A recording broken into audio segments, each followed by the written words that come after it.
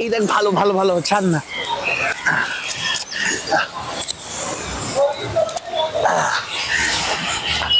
ও এক সেকেন্ড, একটুখানি ঘুরে দাঁড়ান না।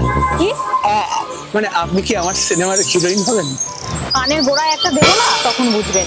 দেখুন আপনি একটা বিরাট বড় সুযোগ মিস করে যাচ্ছেন। হ্যাঁ, কানসে রেড কার্পেট হাঁটতে পারবেন কিন্তু আমার সিনেমা অভিনয় করলে বলে দিলাম। এবার দেখছি সত্যি সত্যি আমাকে লোক ডাকতে হবে। প্লিজ কিছু মনে করবেন না, অবশ্যই একজন সিনেমার ডিরেক্টর আপনাকে অভিনয়ের জন্য অ্যাপ্রোচ করছে। ওনাকে নিয়ে গিয়ে না মাথার ডাক্তার দেখান, যত সব।